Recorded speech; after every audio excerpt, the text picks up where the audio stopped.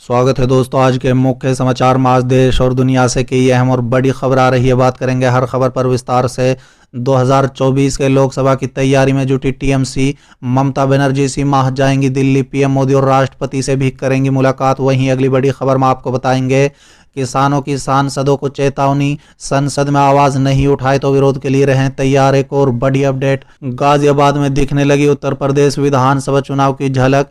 एक एक सीट पर दावेदारों की लंबी कतार। वहीं अगली बड़ी खबर में आपको बताएंगे सोनिया से मिले कमलनाथ। यूपी में गठबंधन पर हुई चर्चा, एसपी बीएसपी पर निगाहें। एक और बड़ी अपडेट, सड़कों पर घमासान, महंगाई और किसानों के मुद्दे पर उतरे सफाइयों ने कराया ताकत का एहसास, जबरदस्त प्रदर्शन। वहीं अगली बड़ी खबर में आपको बताएंगे नंदीग्राम सीट से ममता की हार मामले में हाई कोर्ट का शुभेंदु को नोटिस। ईवीएम और सभी कागजात सुरक्षित रखने के दिए निर्देश। वहीं अगली बड़ी खबर में आपको बताएंगे आतंकवाद के आरोप में गिरफ्तार दोनों आरोपियों को जमीयत उलमा हिंद देगी कानूनी सहायता। एक और बड़ी अपडेट, दिल्ली सरकार ने गूगल के साथ मिलाया हाथ, यात्रियों के अब ऑनलाइन पता चलेगी बस की लोकेशन। वहीं अगली बड़ी खबर में आपको बताएंगे मोदी कैबिनेट से बाहर हुए बाबुल सुप्रियो ने ममता की टीएमसी को किया फॉलो, पार्टी बदलने के कयास। एक और बड़ी अपडेट, बंगाल में फिर लगा बीजेपी को तगड़ा झटका, 8 विधायकों ने विधानसभा की समितियों से दिया इस्तीफा। तो चलिए देख लेते आज की पहली बड़ी खबर। 2024 लोकसभा की तैयारी में जुटी टीएमसी। ममता बनर्जी इसी माह जाएंगी दिल्ली। पीएम मोदी और राष्ट्रपति से भी करेंगी मुलाकात। दरअसल दोस्तों, पश्चिम बंगाल विधानसभा चुनाव में जीत के बाद अब टीएमसी की निगाहें 2024 के लोकसभा चुनाव पर टिकी हैं। पश्चिम बंगाल की सत्तारूढ़ पार्टी तृणमूल कांग्रेस ने चुनाव की तैयारियां शुरू कर दी हैं। बीजेपी विरोधी नेताओं और पार्टियों को एकजुट करने के लिए पश्चिम बंगाल सुप्रीमो और मुख्यमंत्री ममता बनर्जी इसी माह दिल्ली जाएंगी। दोस्तों बता दें, इसी बीच 21 जुलाई की तृणमूल कांग्रेस की शहीद सभा का दिल्ली में भी वर्चुअल प्रसारण किया जाएगा। अटकलें लगाई जा रही है कि इस दिन बिहारी बाबू शत्रुघ्न सिन्हा टीएमसी में शामिल होंगे। दोस्तों बता दें कि तृणमूल कांग्रेस ने 4 सालों तक बीजेपी में रहकर वापस लौटे वरिष्ठ नेता मुकुल रॉय को अहम जिम्मेदारी दी है। उन्हें चुनाव से पहले बीजेपी में गए सभी नेताओं को लोकसभा चुनाव के समय तक पार्टी में वापस लौटाने की जिम्मेदारी दी गई है। खासकर पार्टी उत्तर बंगाल के लिए उनके अनुभवों का लाभ उठाएगी। सीएम ममता बनर्जी ने कहा है कि लोकसभा सत्र के दौरान वो सदैव दिल्ली जाती हैं। अब राज्य में कोरोना की स्थिति बेहतर है, वो दिल्ली जाएंगी और पीएम और राष्ट्रपति से मिलने की कोशिश करेंगी। इसके साथ ही अन्य नेताओं से भी मुलाकात करेंगी। चलिए देख लेते अगली बड़ी खबर। किसानों की सांसदों को चेतावनी, संसद में आवाज नहीं उठाए तो विरोध के लिए तैयार रहें। दरअसल दोस्तों, मानसून सत्र से पहले किसानों ने सांसदों से कृषि कानून को निरस्त करने की मांग संसद में उठाने की मांग की है। दोस्तों बता दें कि किसान संगठनों ने चेतावनी देते हुए अपने चुने हुए सांसदों से कहा है कि यदि सांसद कृषि कानून का मुद्दा संसद में नहीं उठाते हैं तो किसान सांसद और उनकी पार्टी का विरोध करेंगे। दोस्तों बता दें कि किसान संगठनों ने कहा है कि सत्र के सभी दिनों में संसद के बाहर 200 किसानों के जत्थे भेजने की तैयारी की जा रही है। उन्होंने 3 कानूनों के खिलाफ अपनी लड़ाई में सांसदों को शामिल करने का भी फैसला लिया है। संयुक्त किसान मोर्चा के एक प्रमुख नेता और बीकेयू के अध्यक्ष बलवीर सिंह राजेवाला ने कहा है कि वो जानना चाहते हैं कि सांसद संसद में कृषि कानून का मुद्दा उठाने में विफल क्यों रहे, जबकि ऑस्ट्रेलिया, न्यूजीलैंड, कनाडा और यूके संसद में इस पर बहस हुई थी। चलिए अगली खबर, गाजियाबाद में दिखने लगी यूपी विधानसभा चुनाव की झलक। एक एक सीट पर दावेदारों की बाढ़। दरअसल दोस्तों, पंचायत चुनाव में जीत से उत्साहित भारतीय जनता पार्टी पूरी तरह से चुनावी मूड में आ गई है।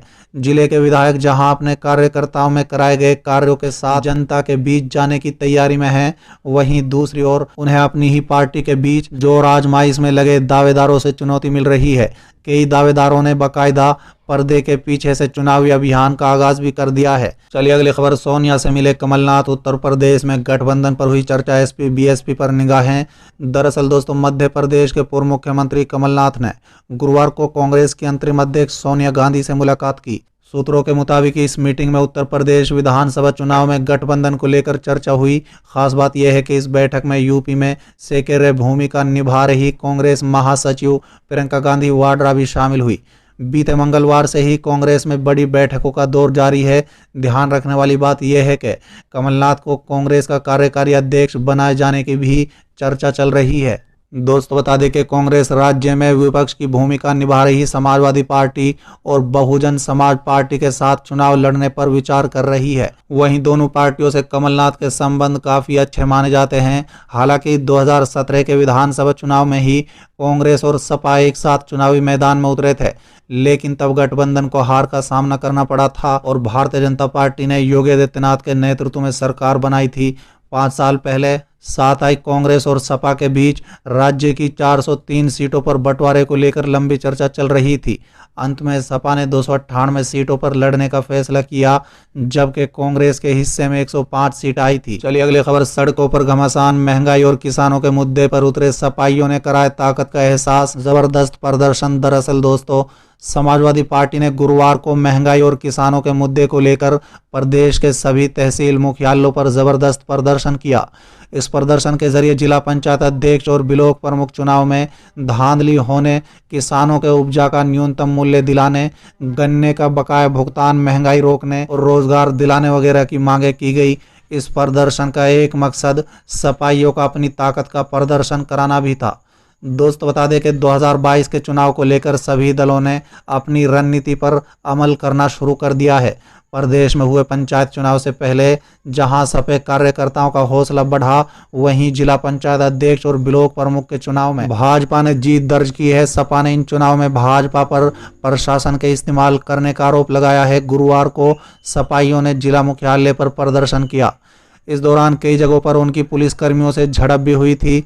दोस्त बता दें कि बाराबंकी शहर स्थित गन्ना कार्यालय में सपा विधायक सुरेश यादव के नेतृत्व में पार्टी कार्यकर्ता प्रदर्शन करने पहुंचे। चलिए अगली खबर। नंदीग्राम सीट से ममता की हार मामले में हाई कोर्ट का शुभेंदु को नोटिस, ईवीएम और सभी कागजात सुरक्षित रखने के दिए निर्देश। दरअसल दोस्तों, पश्चिम बंगाल विधानसभा 2021 में नंदीग्राम सीट से राज्य की मुख्यमंत्री ममता बनर्जी ने ताल ठोकी थी, लेकिन वो भाजपा के शुभेंदु अधिकारी से हार गई। ममता ने वोटों की गिनती के दौरान धांधली का आरोप लगाते हुए इसके खिलाफ हाई कोर्ट का दरवाजा खटखटाया था। दोस्तों बता दें कि बुधवार को कोलकाता हाई कोर्ट में इस पर सुनवाई हुई। अब कोर्ट ने शुभेंदु अधिकारी को नोटिस भेजा है। दरअसल मुख्यमंत्री ममता बनर्जी की तरफ से हाई कोर्ट में याचिका दायर कर नंदीग्राम में हुई वोटों की गिनती पर सवाल उठाए गए हैं और दोबारा गिनती की मांग की गई है। कोर्ट ने मामले में अगली सुनवाई 12 अगस्त को तय की है। साथ ही कोर्ट ने कहा है कि इस निर्वाचन क्षेत्र में मतदान के लिए इस्तेमाल किए गए कागजात और ईवीएम को सुरक्षित और संरक्षित रखा जाना चाहिए। बंगाल विधानसभा चुनाव में शुभेंदु अधिकारी ने नंदीग्राम निर्वाचन क्षेत्र से तृणमूल कांग्रेस सुप्रीमो ममता बनर्जी को 1956 वोटों से हराया था। चलिए अगली खबर। दिल्ली सरकार ने गूगल के साथ मिलाया हाथ, यात्रियों को अब ऑनलाइन पता चलेगी बस की लोकेशन। दरअसल दोस्तों, दिल्ली सरकार ने यात्रियों को बसों के बारे में वास्तविक समय की जानकारी देने और सार्वजनिक परिवहनों को और आसान बनाने के लिए गूगल के साथ बुधवार को हाथ मिलाया है। दोस्तों बता दें कि दिल्ली के परिवहन मंत्री कैलाश गहलोत ने इस बात की जानकारी साझा की है। चलिए अगली खबर। मोदी कैबिनेट से बाहर हुए बाबुल सुप्रियो ने ममता की टीएमसी को किया फॉलो, पार्टी बदलने के कयास। दरअसल दोस्तों, पश्चिम बंगाल के आसनसोल से सांसद और पूर्व केंद्रीय मंत्री बाबुल सुप्रियो को लेकर चर्चाओं का बाजार गर्म है। एक तरफ जहां केंद्र मंत्रिमंडल से हटाए जाने के बाद ये चर्चा है कि वो राजनीति से संन्यास ले लेंगे, तो वहीं कुछ लोगों का कहना है कि वो टीएमसी के संपर्क में हैं। उन्होंने ट्विटर पर मुकुल रॉय और टीएमसी को फॉलो करना भी शुरू कर दिया है। बताते चले कि कैबिनेट से इस्तीफा देने के बाद बाबुल सुप्रियो ने फेसबुक पर अपनी भावनाओं का इजहार किया था। गायक से नेता बने सुप्रियो ने लिखा था कि जिस तरह से उन्हें इस्तीफा देने के लिए कहा गया है वो ठीक नहीं है। उन्होंने कहा था कि इस्तीफा देने का निर्देश मिला था तो इस्तीफा दे दिया। दोस्तों गौरतलब है कि सुप्रियो के इस्तीफे के बाद बंगाल की सीएम ममता बनर्जी ने भी गुस्से का इजहार किया था। चलिए अगली खबर। बंगाल में फिर लगा बीजेपी को तगड़ा झटका, 8 विधायकों ने विधानसभा की समितियों से दिया इस्तीफा। दरअसल दोस्तों, पश्चिम बंगाल में भारतीय जनता पार्टी यानी बीजेपी को एक बार फिर तगड़ा झटका लगा है। यहां बीजेपी के 8 विधायकों ने विधानसभा की समितियों और स्थायी समितियों की अध्यक्षता से इस्तीफा दे दिया है। दोस्तों बता दें कि विधायकों के इस इस्तीफे के बाद राज्य में राजनीतिक हलचलें तेज हो गई हैं। दरअसल पश्चिम बंगाल में विपक्ष की भूमिका निभा रही बीजेपी विधानसभा में लोक लेखा समिति के अध्यक्ष पद को लेकर स्पीकर के फैसले से नाराज है, जिसके बाद बीजेपी ने यह तय किया था कि वो विधानसभा की सभी 9 कमेटियों से पार्टी के नेता इस्तीफा दे देंगे।